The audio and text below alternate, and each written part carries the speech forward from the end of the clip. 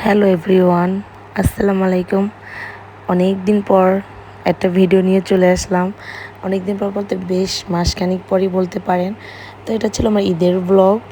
আমার মনে হয় ঈদের ব্লগ আমি সবচেয়ে লেট করে দিয়েছি। যাই হোক, মাঝখানে অনেক ভিডিও করা ছিল, বাট কেন জানি আপলোড করতে মন চাচ্ছিল না।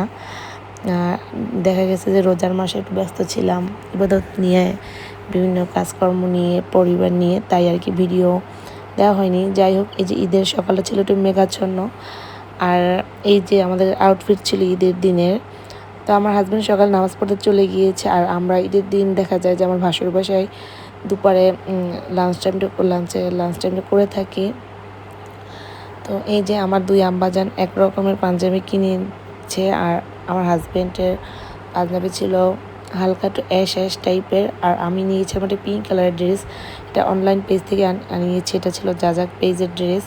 তো এই যে আমি রেডি হয়ে গিয়েছি। আসলে ঈদের দিন তেমন একটা যে ড্রেস পরা হয়নি, চেষ্টা করেছি যে একটু সিম্পলের মধ্যে রাখতে, কারণ কেন জানি এখন আর ওই গর্জিয়াস ড্রেস পরতে ভালো লাগে না।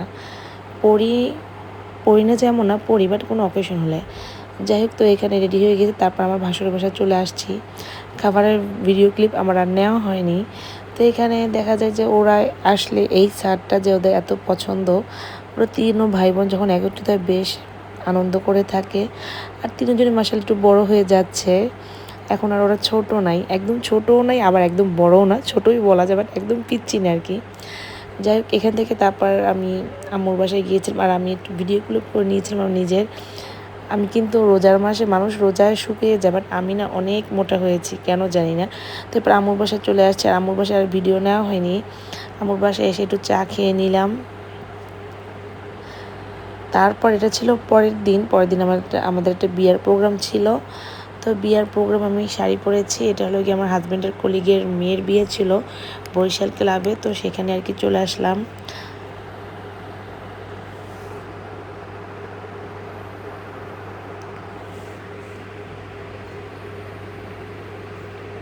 তো আমরা আর কি ক্লাবে এসে ডাইরেক্ট খেতে বসেছি। আমাদের আর কি একদম যাদের গেস্ট হিসেবে আমরা আসি তারাই বলেছে যে একদম আপনারা উপরে যান। তো এখানে আমরা খাওয়া দাওয়া করতেছিলাম। তারপর খাওয়া দাওয়া কমপ্লিট করে নিলাম।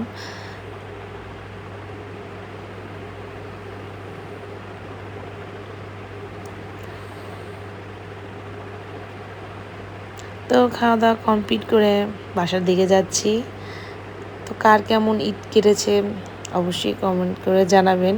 যদিও ঈদ গিয়েছে এখন অনেক দিন হয়ে গিয়েছে, আমি হয়তো ট্রাই করবো আসলে রেগুলার ভিডিও দেওয়ার জন্য। যাই হোক, তো বাসায় চলে এসে একটু নিজের ভিডিও করে নিলাম, কারণ দেখা যায় বাইরে গেলে দুই ছেলে নিয়ে এতটাই ব্যস্ত থাকি, ব্যস্ত বলতে ওদের দিকে খেয়াল করা পড়ে, তাই নিজের সুন্দর ছবি ভিডিও করতে পারি না একদমই বলা যায়। আর আমরা মেয়েরা সাজুগুজু করলে ভিডিও করব, এটা তো মাস্ট, না করলেই না। তারপর আবার বিকেল টাইমে আমি বের হয়েছি, সেই লুকেই ছিলাম। এসে জাস্ট ড্রেস চেঞ্জ করে আবার দুই ছেলেকে নিয়ে বরিশাল শিশু পার্কে চলে আসছি। আর শিশু পার্কে আসলে তো আমার ট্রেনে উঠতেই হবে বাচ্চাদের মতো।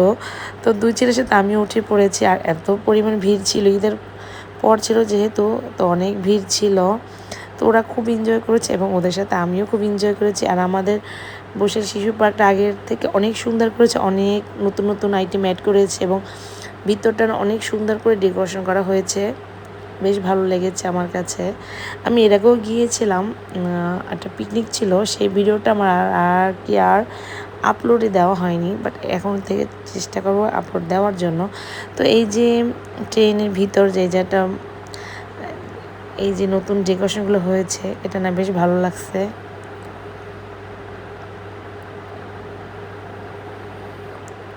তো ঈদ আমার অনেক ভালো গিয়েছে, আর মাঝখানে আসলে ভিডিও দেওয়া হয়নি, কেন যেন দিতেই মন চেয়েছিল না, বাট এখন থেকে দিব। তা আর এইটা আমার উঠতে যে কী পরিমাণ ভয় লাগছে, আমি কখনো যদিও এটা উঠিনি, এর আগে আমি উঠছিলাম, বাট আমার বড় ছেলে কান্না করে দিয়েছি বিধে আমি সাথে সাথে নেমে গিয়েছিলাম।